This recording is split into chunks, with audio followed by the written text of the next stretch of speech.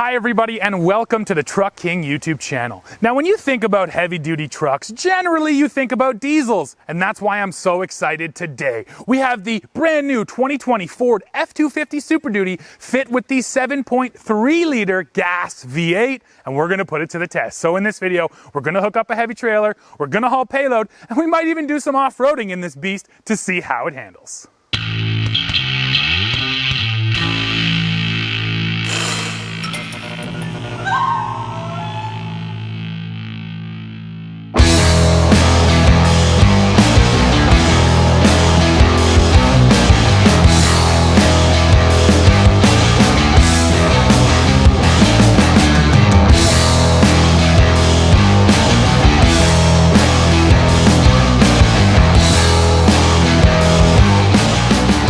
Let's start this one with the walkaround. Now, under the hood of our F-250 is a brand new clean sheet design 7.3 liter gasoline V8, making 430 horsepower and 475 pound-feet of torque.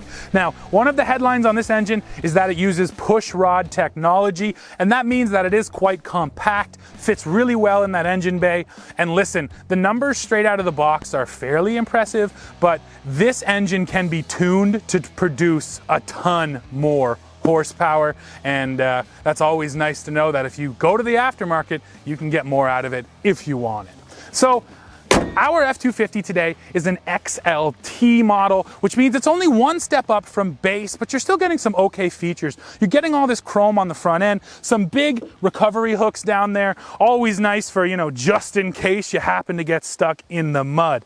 Now, moving down the side of the truck, the thing I want to point out here are these big side steps. Now, usually on an off-road truck, I would complain about these, but on most HDs today, they've gotten so tall that you need a step, but you need a step that hangs down lower, and that's what Ford has done here. This step hangs at a really nice height, so getting up into the truck is actually quite comfortable compared to a lot of HDs where the step is sort of right underneath the door and it's just kind of weird to get in.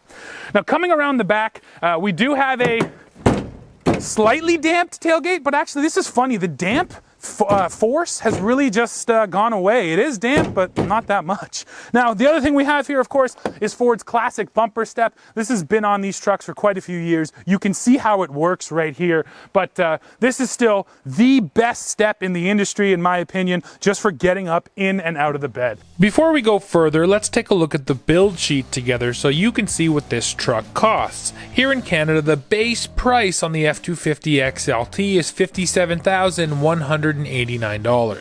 Our truck is finished in Velocity Blue and it has some options on it. First of all, the 7.3 liter gas V8 is actually an option. It costs $27.50 here in Canada, and if you don't go for it, this truck still comes with a base 6.2 liter V8. So yes, you gotta pay for that. The 430 rear end is the torquiest rear end you can get. That's a no-cost option, and it was on our truck.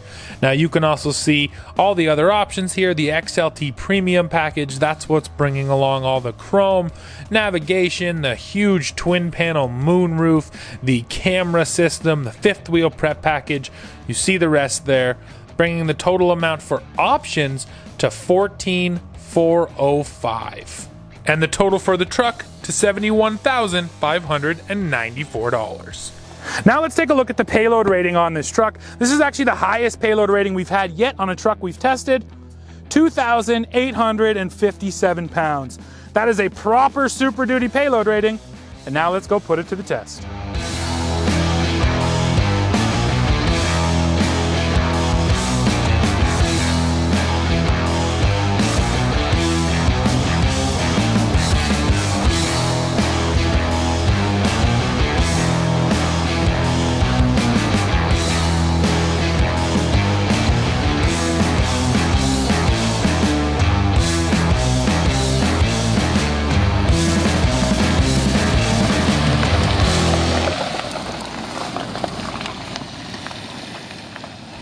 Now we're on the road, folks, with 4 barrels in the back. That is 2,000 pounds, and I'm just excited because we finally have a truck that has a high enough payload rating to handle all that.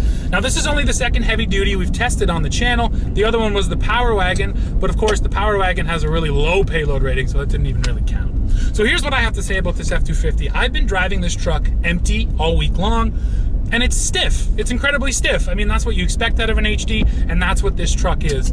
A little bit smoother than last gen, but it's still an uncomfortable ride.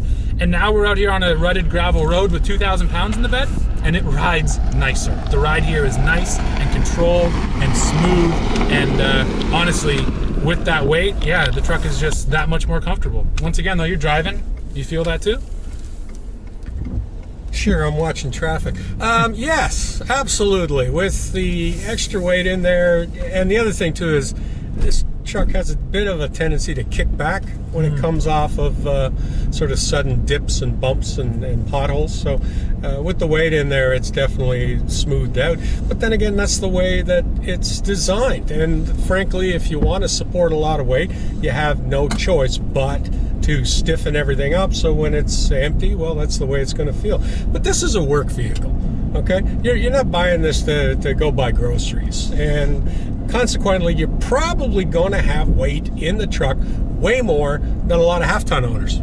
So it's doing what it's meant to do. I'm happy with it. It doesn't bother me, and frankly, maybe because my butt's a lot harder than yours. Yeah, I like the smooth ride. Now let's measure the squat here in the F-250. Now I still have the 4 barrels in the back, that's 2,000 pounds. So I'm curious how much it squats with 2,000 4 barrels and then 1,000 2 barrels. So we're gonna measure both. So let's measure right now. We'll go to the center of the tire. And we're gonna go to the bottom of that fender, which is a little weird, but we're talking about 38.5 inches. That's 38.5. Now let's pull the barrels out and we'll see what happens. 2 barrels are out now. We got 1,000 pounds left in the bed and 1,000 out. Let's see what she does. Yeah, so to the bottom of that fender, that's a clean 40 inches, which means that with 1,000 pounds, you're talking about 1.5 inches of squat. So let's get the other ones out there and we'll see what the total is. Now the truck's empty, so here comes the final measurement. So let's see what we're talking about here. So that comes up to 41.5 inches.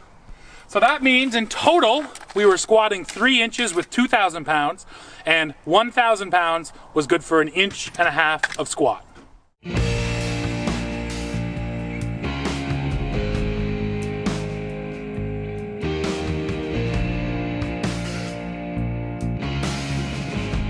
Okay, now we're backing into our trailer so you guys can see the camera system here. So I'll throw her in reverse and you can see the basic view is the rear view and that top down. Now up here you hit the touchscreen and you get all the different views. So you can get, whoops, close her up there. You can get just the rear view. You can get the wide rear view. This is incredibly wide out to the sides of the truck. You can get your bed view, incredibly helpful for hooking up a fifth wheel or a gooseneck hitch. This is also nice if you have cargo in the bed you want to check up on. Now, this is actually a camera for the trailer, so if you wanted to put it inside or on the back of your trailer, you could do that. And then finally, this is really cool. You can see down the sides of your truck, and look, you can actually adjust it. And this is incredibly wide down the side of this truck.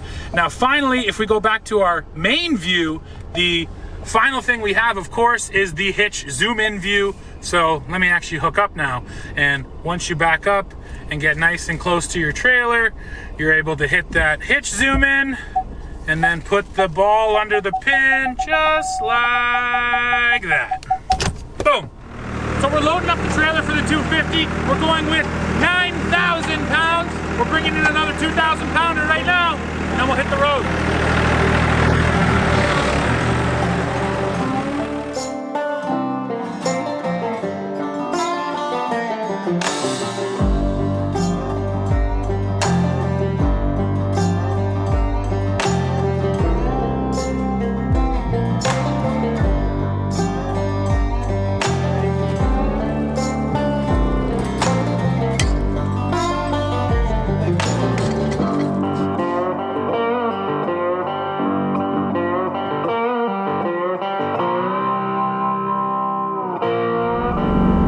Okay folks, we got our 9 grand on the back, and now we're gonna do our 0 to 100 km/h run.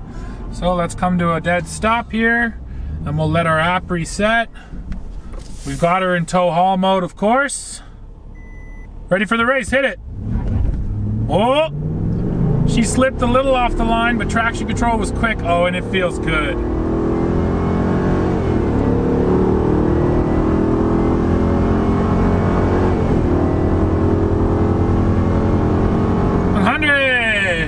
You know what? The mid-range there felt really good.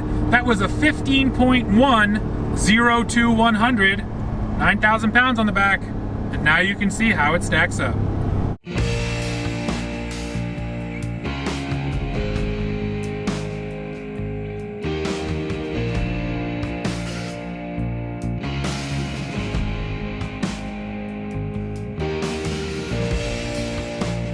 Now let's talk about towing. So we put 9,000 pounds on the back, and the tow rating for this F-250 with the gas engine, it maxes out at 15,000 pounds. And here I want to talk about tow ratings a bit. So you've seen our reviews on GMs. They have the sticker right on the door. It tells you the exact tow rating. Our reviews on Rams, Ram has that VIN lookup. Punch in your VIN and it gives you the specific numbers for your truck. Ford still uses these towing charts, which have just tons of numbers. Of course you can go through and find it, but you have to match your rear end with your cab style, with your box, with everything. Even the trim level. Yeah, and they make it complicated. GM and Ram have spent time making it so simple. And Ford, it still feels like a dirty secret exactly what your truck can tow, and I just wish it wasn't like that. So $9,000 on the back, we've got it in tow haul mode, and you know, my big takeaway with the 7.3 anyways is the low end torque. It gets off the line really well. Just everything down low, you don't feel like you're really being pulled back or dragged back at all. Lots of power, 475 pound-feet. And then the 10-speed. The 10-speed is interesting because there's a little readout, and while you're driving, you can watch it jumping up and down. It does a lot of shifting, but you don't notice it, and that's the key. It does all of its work in the background. The power is there when you want it. If you're in 10th and you mash the throttle, it'll drop to 5th like that and take off. So again, I got no knocks on the 10-speed either. For my side of the truck, she feels really good, but what are you feeling? Well, first of all, to the transmission, I mean, I've been saying it since we first got 4 speeds and we got all excited. As somebody who spent a lot of time driving something with 21 gears, I learned that it's all about a little bit of power and a whole lot of gearing. So I love the 10-speed. I love the fact that it's non-sequential. It doesn't have to bump down through every gear to get to where it's going. And honestly, it does. It works really well. And for the 9,000 pounds we have here, and I gotta say just a couple of things for the people that are watching is, we're using our car carrier today. That maxes out at 10,000 pounds, and honestly, I don't like going to 10,000 only because it's my trailer and I don't want to break it. So we went with 9,000 pounds. Now, this summer I did buy a heavy-duty trailer at a farm auction, which is good, for 15,000 pounds. However, the wiring is all mashed up on it, and I just haven't had a chance to get it into the shop and rewire the whole thing. But that's something to look forward to. Only because when I first looked at this truck, I said to myself, I'd like to tow 12 to 13,000. That to me would have felt like the proper test. So honestly, right now, if I'm going to tell you, oh, it tows really well, just remember it's only 9,000. And so I'm not overly excited about the 9, but yeah, the 9, it's like it's not even there. But we have to talk about the mirrors too. It's a big deal when towing, and these are great mirrors. Some of the biggest spot mirrors you can get on a heavy duty. You see everything, and you know, some people are of two minds here, but they're powered, so you don't have to get out of your truck and fold something up or pull something out. You can just sit here and Dad can hit the button and out the mirrors go. So one more thing to break, sure, but it is ultimately more convenient. My dad would never buy electric windows in a car. He just went with cranks because that was his theory. He said it's just one more thing to break. But you know what? After a certain amount of time, you start to realize that the technology is very, very reliable. And I felt the same way about these powered mirrors when I first saw them. I'm like, why can't I just fold them out like the Ram? At least that way they won't break. But honestly, now it's been years, and I have never heard a bad story about these. So I'm going to assume that it's about as good as what electric mirrors, or pardon me, electric windows are today. Yeah. Okay, we just stopped, put her in park, and how'd we do? 30, oh no, that's how far we went, 33.8K. We did 20.9 liters per 100 kilometers, which is actually pretty thirsty. But Dad, do you think you can go through now and find the US units? It should be all the way to the right. Okay, to the right you say. Yeah, probably over there in settings. Blind spot. Oh, maybe not. Nope. Maybe it's in the center console. Every truck's different. Let's see if it's down here in the settings. General. Yeah, there we go. Temperature units, measurement units. We go over to miles, and now go back to your trip. It's an MPG. Yep, there it is. And there you are. 11.1 MPG. And I don't know, it's a heavier trailer than we normally do, but I'm a little disappointed. That's kind of thirsty. It's a big motor. Fair enough. And even though I've been gentle with it, so nobody can say I was mashing it.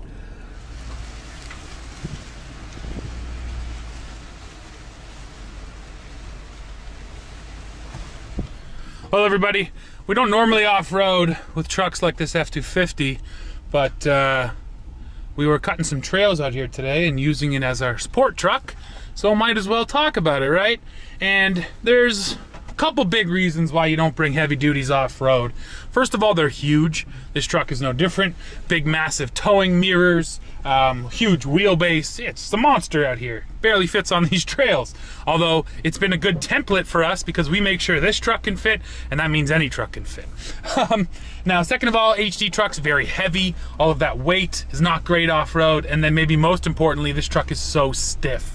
I'm crawling along here, you know, 5-10 kilometers per hour just on the flat, you know, plain, boring sections of the trail, and this truck just beats you up. There's absolutely no smoothness to the suspension whatsoever, and that's, you know, the big contrast. We just had that Power Wagon, and that's what Ram does in the Power Wagon. They make it so that that truck, when you take it off-road, it actually does a decent job of taking care of you. Those are the real big differences, and that's why, for the most part, you do not want to take an HD off-road.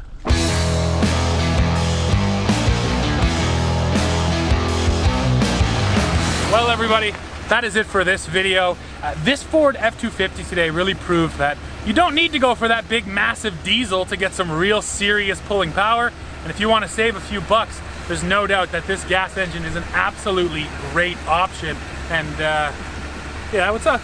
How great is it if it doesn't have VTEC though? Not everything needs VTEC. You said there was going to be a Ridgeline here. Why'd I even bother coming? It's not Ridgeline Day. Anyways, this F-250, a great towing rig even without the diesel, and it hauls payload seriously well. If you're looking for an HD, definitely check out these new Fords. So everybody, that's it for this one. Like I said, go below, leave us a comment. Don't forget to hit like, hit subscribe, and then come right back here to Truck King to see what we're testing next. See ya.